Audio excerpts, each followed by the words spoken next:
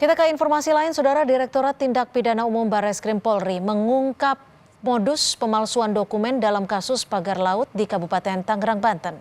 Direktur Tindak Pidana Umum Barreskrim Polri, Brigjen Juhadani Raharjo Puro menyebut dari penggeledahan di 3 lokasi, polisi menyita 263 warkat atau dokumen tanah.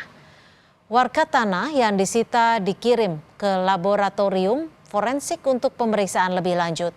Modus perkara pemalsuan dokumen diduga telah berlangsung sejak 2021.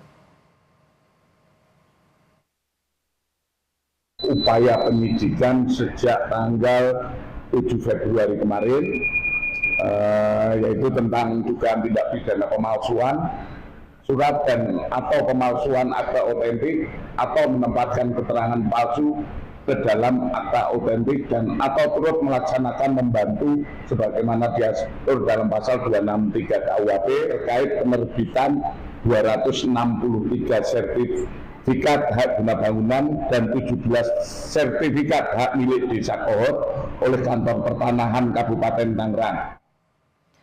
Saudara, Direktorat Tindak Pidana Umum Barreskrim Polri menggeledah rumah Kepala Desa Kohot, rumah Sekretaris Desa Kohot hingga kantor Desa Kohot terkait penerbitan sertifikat di atas ruang laut pada kasus pagar laut Kabupaten Tangerang, Banten.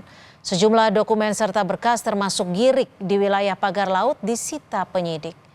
Sekitar 20 penyidik didampingi tim Puslapfor Polri menyisir rumah Kades Kohot Arsin. Penggeledahan berdasarkan pemeriksaan penyidik terhadap 44 saksi, diantaranya Kades Kohot dan istrinya, Sekretaris Desa Kohot, BPN Kabupaten Tangerang.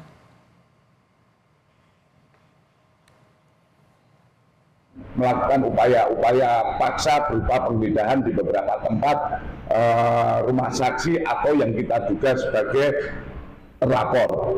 Saat ini masih proses. Semoga apa yang kita cari kita dapatkan untuk dilaksanakan penyitaan. Tidak hanya menggeledah rumah, Barreskrim Polri juga memeriksa Arsin, Kepala Desa Kohot. Direktur Tindak Pidana Umum Barreskrim Polri, Brigjen Juhadani Raharjo Puro menyebut status hukum Kades Kohot Arsin akan diumumkan usai pemeriksaan rampung. Sudah diperiksa sebagai saksi.